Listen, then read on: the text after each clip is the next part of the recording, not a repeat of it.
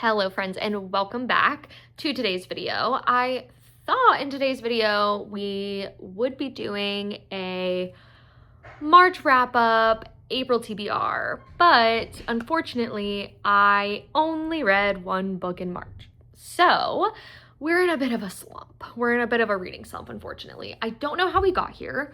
I was like flying by, at least for me, for January and February. I was at like 7 books for the year, which is far exceeding how I did last year. I was reading about 1 to 2 extra books a month in January and February and killing it in my opinion. And then March came and we crashed and burned. I DNF'd 2 books in March, our book club book and Blue Sisters, which was a soft DNF, but nevertheless DNF'd.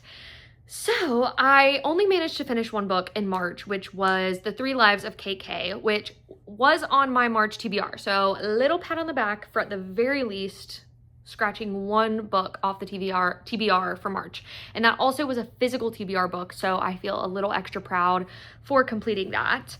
But yeah, we're in a bit of a slump. So I thought in today's video, instead of reviewing the 1 book I read, which I did read in my last reading vlog, which was my first reading vlog. So if you want to know my thoughts on that, feel free to jump over there. I kind of sum up what I thought and everything, so I don't feel like I need to repeat myself here.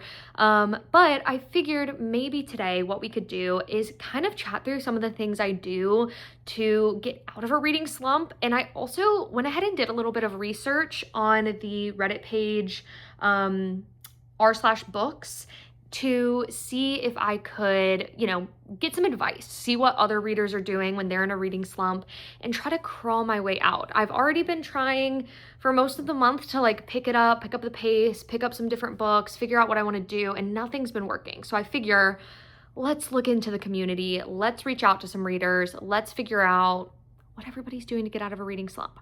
So the first things first, there's going to be 5 tips. 1 is one of my personal tips, and then the 4 others are ones I got from Reddit. So let's dive on in.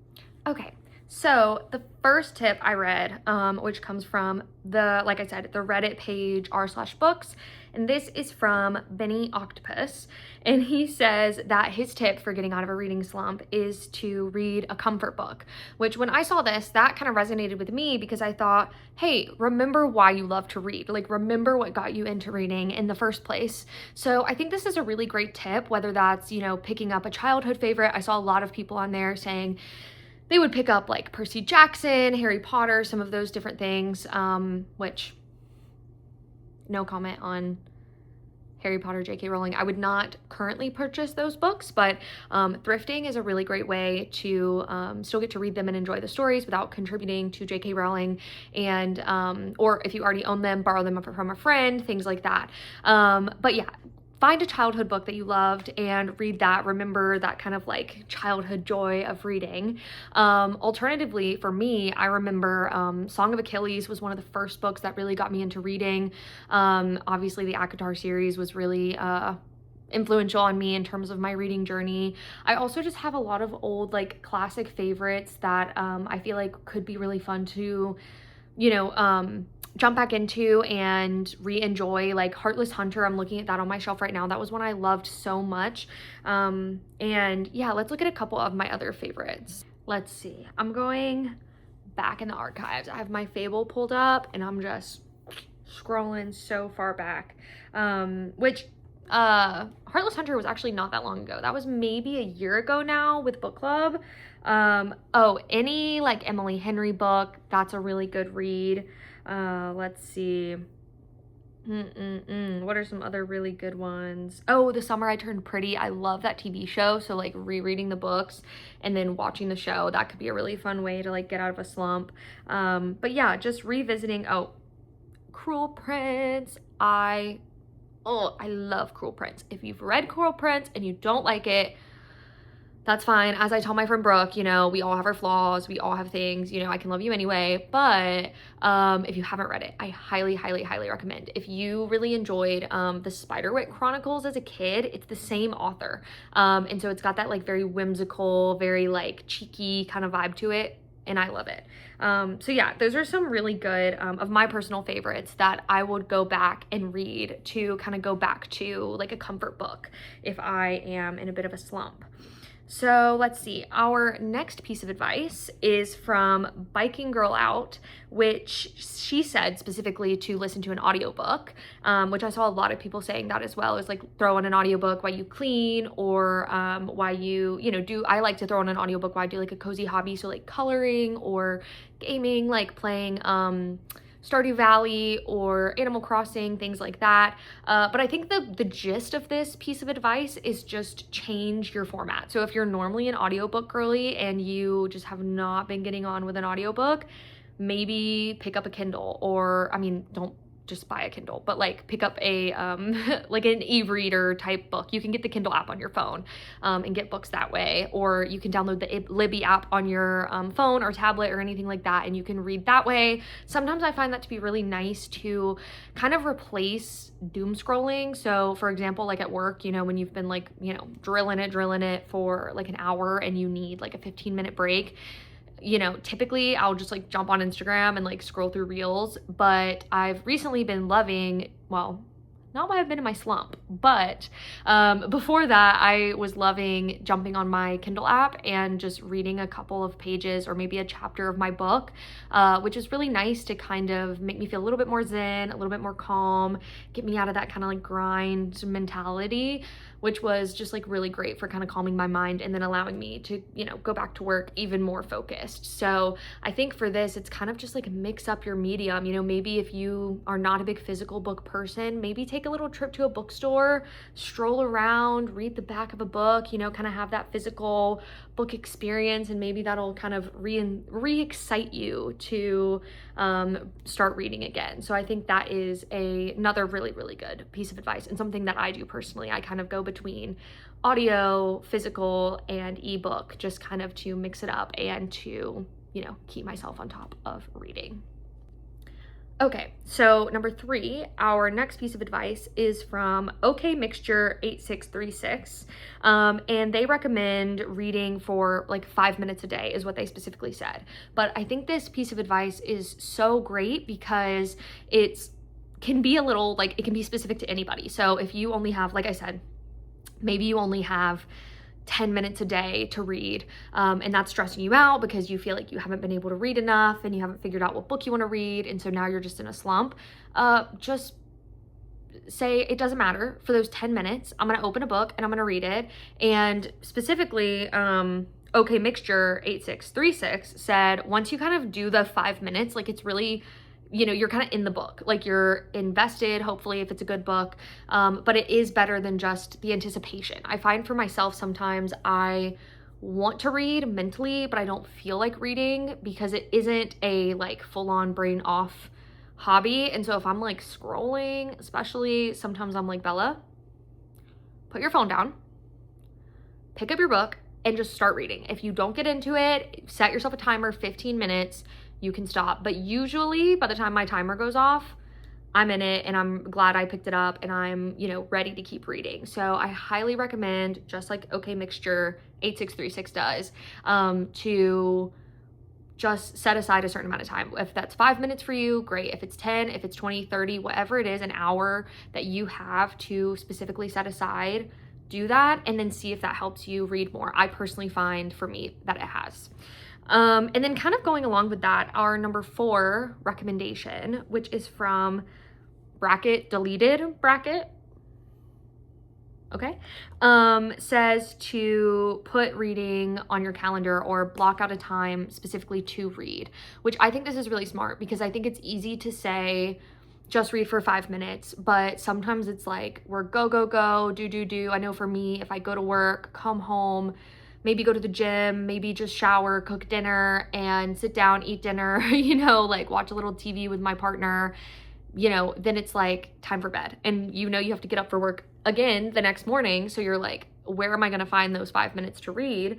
And if you're like me and you do take those 5 minutes to read, then you're like sucked in, and now it's 1 a.m. and you are exhausted and that's a dangerous cycle. So I think this advice from Deleted is a really good and smart thing to do, to just schedule in reading time. So maybe if you can't afford to read every single day because you're so busy, then maybe set a schedule like Monday, Wednesday, Friday. My hobby of choice in the evening is 30 minutes of reading. Maybe it's Tuesday, Thursdays for you. Maybe it's just a chunk of time on Saturday. I think pretty much any of those options would work great and can really help you prioritize reading if that's something that you want to prioritize. And I think, especially when you're in a slump, at least for me, I find I don't really think about reading. I don't really feel a strong emotional desire to read. So sometimes if you just have a block of time on your calendar sectioned out where you don't have anything else to do but read, it can be a great time to explore new books, to start a new book, to just, say, hey, I have an hour on my calendar. I'm just going to knock out this book I've been, chugging through, and can really help invigorate if you are in a bit of a reading slump. So that brings us to our final recommendation, which is my personal recommendation. And this is the number one thing I do whenever I am in a reading slump. And that is mix up genres.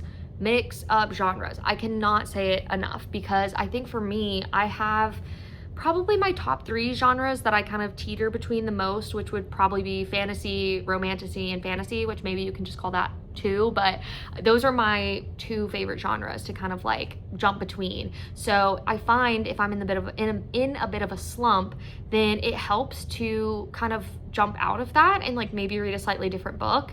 Interestingly enough, the slump I'm currently in came off the tails of reading a fiction book, and so I jumped into a little bit of a hockey romance, which is also, you can even do like subgenre mix up, because for me, like I said, romance is one of my strongest, most common genres, but sports romance, not so much. I don't really read any sports romance. The closest I've gotten is watching Heated Rivalry, which we need a whole video on that, because damn, love that show. But that kind of made me think, okay, maybe sports romance could be for me.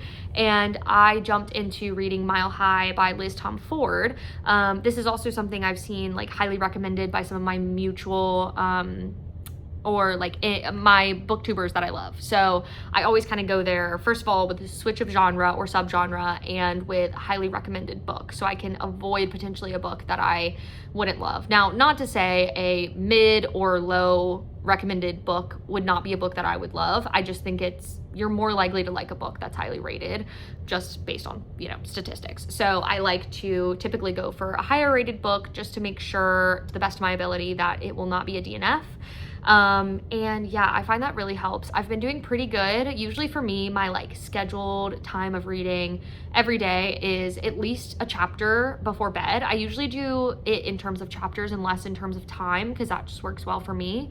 But for me, I like to say, okay, I'm just gonna read 1 chapter every night before bed. And I've been doing pretty good with that, and I've been feeling good about it and feeling good about that book. So I've been enjoying it. It's been silly, goofy, it's been low key. I haven't felt the need to like dive into it and like make sure I finish it, because it feels very lighthearted. So that's another thing I've been really enjoying about it, because I think coming off the tails of trying to read Blue Sisters, The 3 Lives of Kate K, which were both intense, and then also I read quite a bit of dark romance and fantasy the last couple of months, which I love, but can be heavy. So I think just a little sports romance that has no stakes, sign me up. So that's really been helping me. And then I think a little bonus tip that I'll add in would be okay with DNFing. That's something that I'm getting better at. I think that I still struggle a little bit. It took me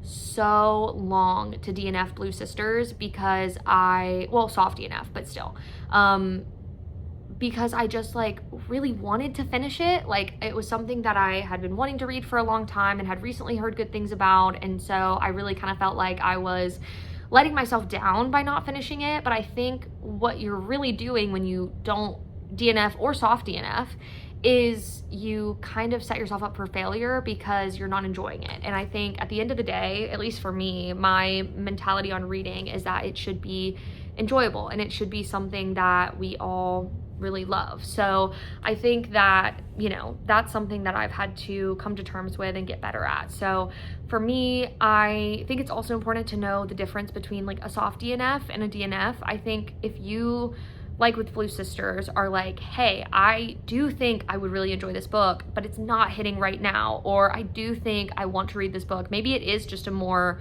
logistical decision because you're like, this book's really educational and it's something that I want to learn about. Then say, okay, hey, I'll like go with the timer trick. Like I'm gonna set a 10-minute timer and read this book for 10 minutes every day till I finish. I think whatever you need to do to not, you know, push yourself too hard to make reading feel like a chore is really helpful. And then I think knowing when it is time to just DNF is very important.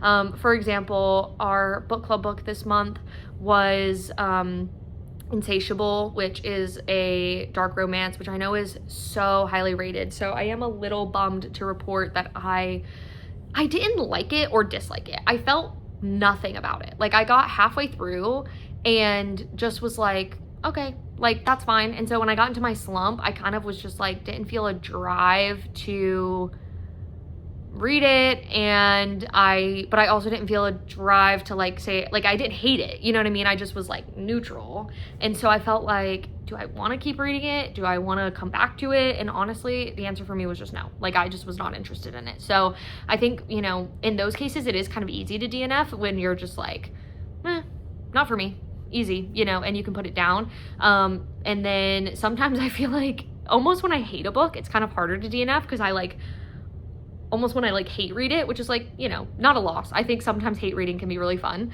as long as you're not like, you know, out and about like spewing hateful things about things. But like I think if you personally are just like, what is this book, and you're just like reading it because like what the fuck, then like that can be really fun. So I think but yeah, just knowing when it's time to go, when it's time to let a book die is very important. But yeah, I think that kind of sums up my how to get out of a reading slump, and just updating you guys that I've been in a reading slump, so there will not be a March wrap up for March, because I kind of wrapped up, like I said, in my reading vlog, and I don't have much else to wrap. Regarding my April TBR, I think what I'm gonna do is give myself a little break, and for April I am going to mood read, because that is the best way, which it kind of is what we talked about with like changing genres, whatever, you know, picking up a childhood book, a beloved book, whatever. I think kind of going along that is just mood reading, like read whatever the hell you're in the mood to read, because I know for me, whenever I'm really trying to stick to a TBR and I am kind of in a slump, it just like, really puts me more in a slump. I really need to be able to read whatever my little heart desires whenever she desires it, whenever I am just like not in a really strong reading point of time. So I think for April, I'm going to be mood reading. So right now, like I said, I'm reading Mile High. We will pick our book club book tonight, so maybe I'll chime in and update on what we end up reading, and yeah, just give you a little bit of an update. I'm planning to post this video next week, so maybe before I post it, I'll jump in with a little update and just see if I'm feeling better, or if I still feel slumpy, maybe we'll pick a new book together or something like that. And yeah, I'll just keep you guys updated. But I think that kind of wraps up the advice portion of this video. And yeah, I hope this was helpful to somebody. If you have any tips on getting out of a reading slump, please let me know, because a girl needs help sometimes. But yeah, if you have any tips or tricks or anything you recommend for getting out of a reading slump, I'd love to hear it. I love to always hear you guys in the comments. So thank you so much, and I will check back in after we pick our book club book, and if in the next week I feel a little less slumpy. Thank you.